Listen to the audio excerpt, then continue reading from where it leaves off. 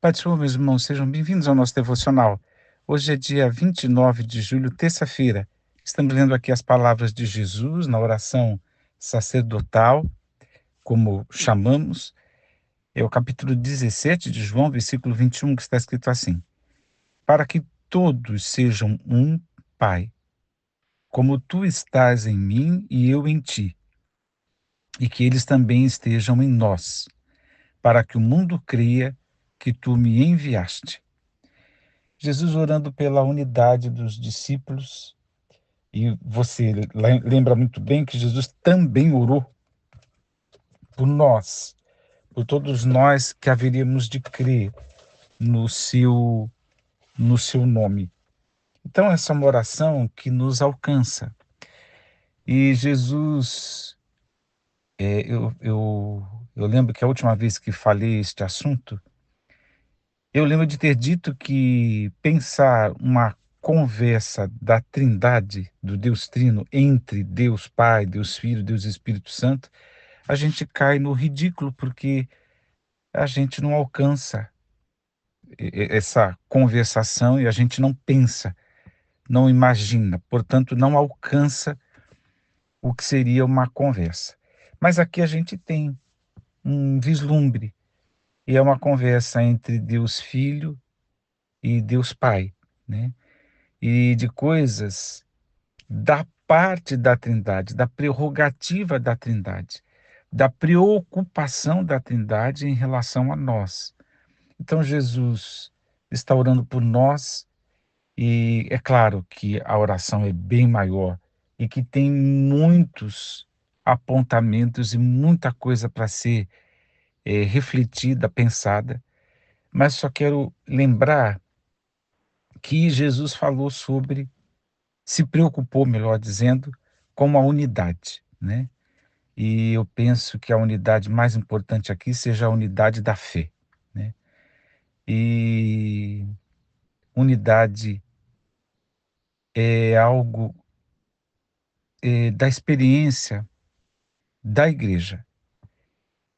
Assim como a Trindade experimenta, né? É unidade, o Senhor concedeu isso no casamento, né? Na relação, na conjugalidade, mas o Senhor também deu a nós, a igreja. Somos muitos, diversos, em muitos sentidos, né? Em muitos sentidos nós somos diferentes e Jesus sabe disso e ele ora para que tenhamos unidade. Eu estou juntando os cacos no dia de hoje de algo porque aliás, eu nunca me coloquei nesse lugar de perfeições, né? Nunca. Graças a Deus por isso. Eu sou pecador, eu sou falho. E eu cometi um erro no domingo. Falei uma coisa que não tinha que ter falado.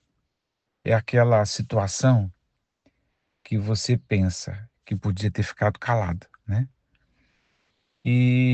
Mas eu tento entender, na medida do possível, numa ideia de conheça-te a ti mesmo, mas não solitário, mas eu ainda creio que o Espírito Santo esteja em mim.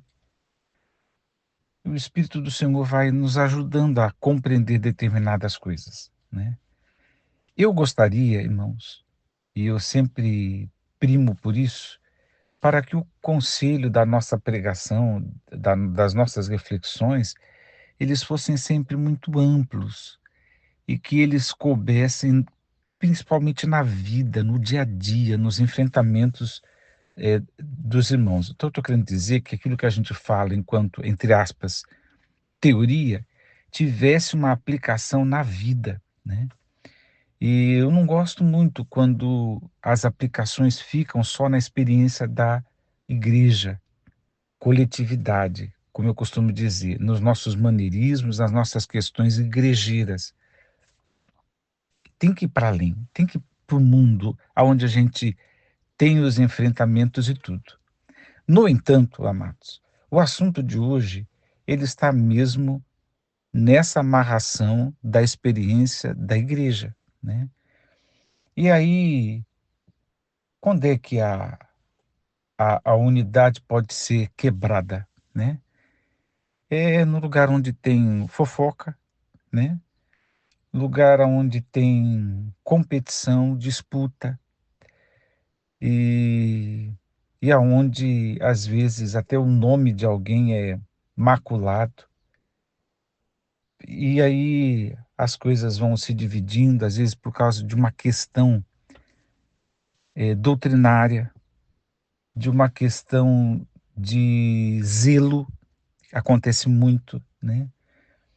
E e quando a gente não entende mais o que é organismo, o que é organização, e mistura as estações e encontra essa dificuldade, né, na vida. Bom, irmãos, eh, na minha experiência, né, como eu disse, estou juntando os cacos de uma coisa que falei que não devia ter falado.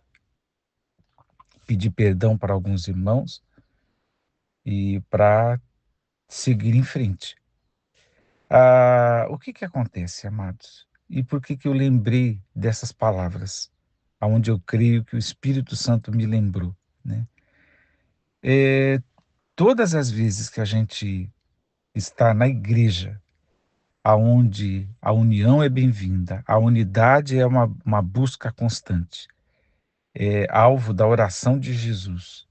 Então a gente tem que viver em união, tem que viver em unidade, em concórdia, em honra uns para com os outros e tudo isso aí. E longe de nós, como disse o apóstolo, gritarias, ofensas e barracos, esse tipo de coisa.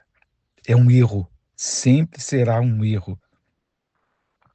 O apóstolo, o Tiago, irmão de Jesus, disse para não dar lugar ao diabo, né? Irai-vos, vírgula, não pequeis, não deis lugar ao diabo.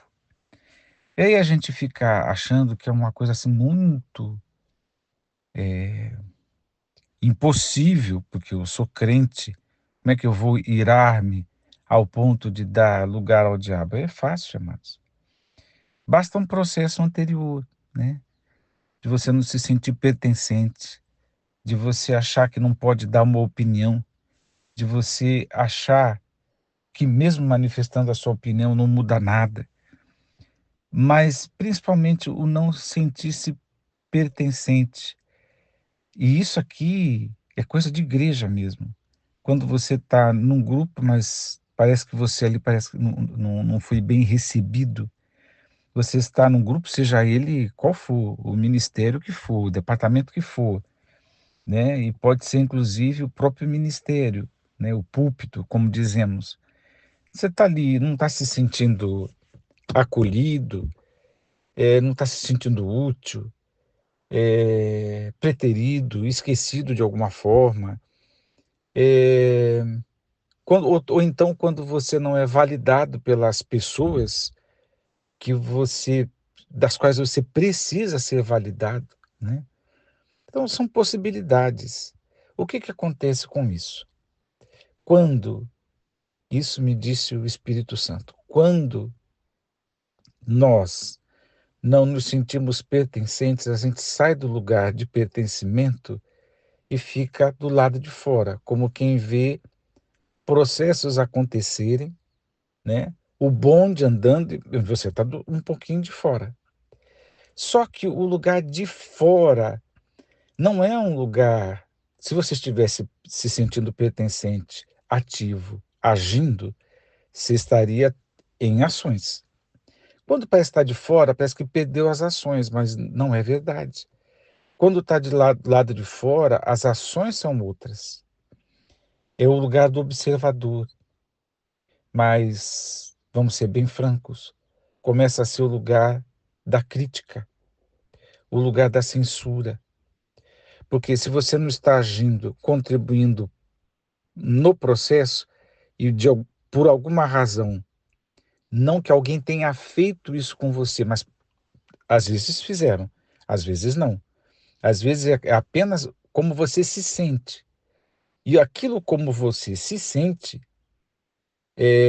te tira daquele círculo de ações positivas contributivas para a obra do Senhor e te coloca num ciclo de ações não tão bem-vindas assim, que é o lugar da crítica, o lugar da observação. E o lugar da crítica, às vezes, é o lugar da fala crítica, da fala áspera, do azedume, né? De palavras que ferem. E não, Osmar, eu não faço isso. Faz sim, irmão. Faz porque eu faço, nós somos iguais, né? Basta a gente não estar no processo, a gente, de alguma forma, se vira contra o processo e não intencionalmente, entenda isso. Não é uma coisa assim da consciência, mas é uma coisa meio que automática da nossa fraqueza, da nossa fragilidade. Então a gente fica no lugar da observação, no lugar da crítica e capaz até de falar o que não se deve. E foi o que aconteceu comigo, né? Tudo isso que eu estou falando aqui, eu estou falando o que aconteceu comigo. Mas é um erro, porque determinadas palavras, enquanto não se fala, o problema é meu. Depois que se fala, o problema é de todo mundo, né? Vira um problema de verdade. Pedir perdão, espero que os irmãos que ouviram, que eu acredito que só foram 3, porque eu falei bem baixinho, que se estava sentado à minha direita, à minha esquerda, o que estava sentado à frente. Acredito que foram eles que ouviram. Pedir perdão. Por que disso? Porque não importam as questões, as chamadas divergências, não importa os pontos de zelo, de com aquilo que você concorda ou não concorda. O que não pode é irar e dar lugar ao diabo, né? Então, essa lição é minha? É, mas a gente aprende com os erros dos servos de Deus, e agora eu me refiro aos da Bíblia, a gente aprende com os acertos e com as falhas. É assim, amados. E quando acerta é positivo, é um bom exemplo, quando erra é negativo, é coisa para não se fazer, para não se imitar.